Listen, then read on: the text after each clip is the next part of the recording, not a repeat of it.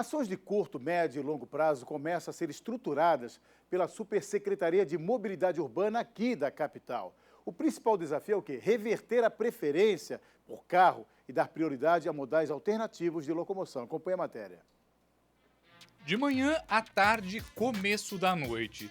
É um caos se locomover na Grande Florianópolis. É tanto carro, moto, caminhão, ônibus, para pouca estrutura viária.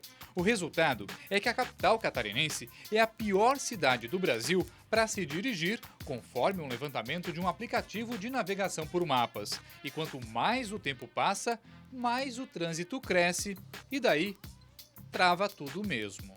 Todos os dias circulam pela cidade 150 mil veículos.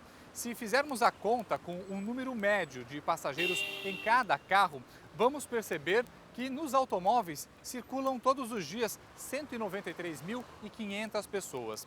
Ao compararmos esse volume com o número de passageiros que são transportados pelos 4.000 ônibus que circulam aqui em Florianópolis a cada dia, vamos perceber que se invertermos a prioridade do modal de transporte, poderíamos diminuir significativamente os problemas de mobilidade urbana aqui em Florianópolis. E é justamente essa a proposta da Secretaria de Mobilidade Urbana de Florianópolis. A intenção é promover uma mudança cultural e reestruturar o planejamento viário da cidade a partir de 10 eixos. Os 3 primeiros são encarados pelo secretário da pasta como prioridade. Os outros passam por obras e ações de planejamento, fiscalização e alinhamento das ideias do município com as do Estado e do governo federal. Provocar a efetiva valorização das pessoas no espaço urbano.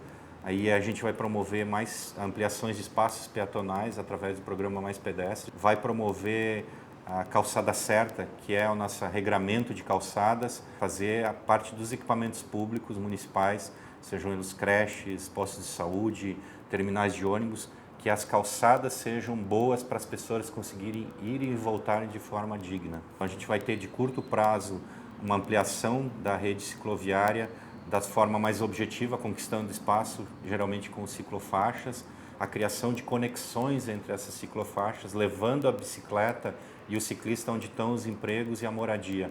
O transporte coletivo, a gente vai ter a criação transitória de uma migração de modelo. Para tanto, os estudos apontam que a gente vai ter que evoluir no sistema, mas que não impede que a gente tenha ações imediatas. Então, estamos mapeando intervenções rápidas em toda a malha da cidade, em que eu possa priorizar em determinados setores o ônibus ou alterar eventualmente uma operação para que eu ganhe velocidade e mais satisfação ao usuário.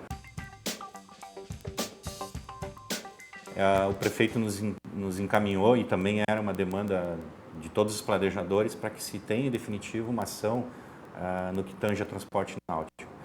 Então, a gente não ficar só na dependência da questão metropolitana, propor soluções dentro da cidade, que se não se mostrarem efetivas no primeiro momento para o transporte de massa, mas dar o primeiro passo, como, por exemplo, uma operação turística adequada, e gradativamente a médio prazo provocando outras soluções.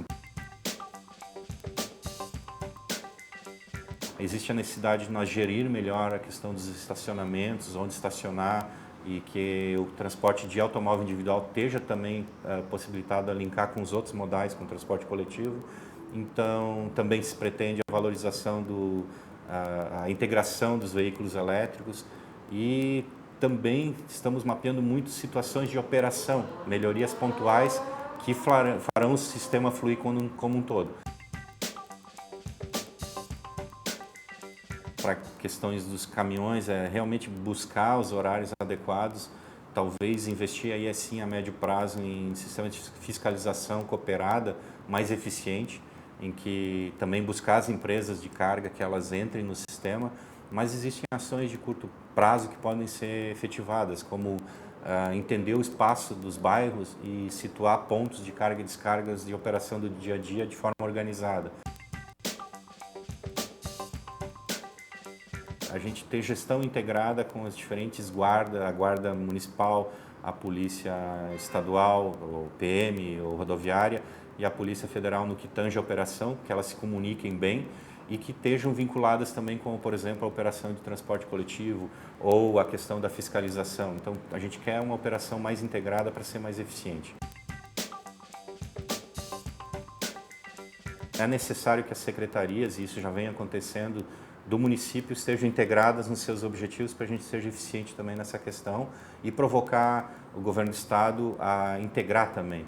Vou dar um exemplo sobre as SCs. A gente já está provocando o governo do estado para a formação de uma câmara técnica entre prefeitura e governo do estado para que as SCs sejam discutidas, os projetos que sempre ocorrem nesses lugares sejam efetivados de forma integrada.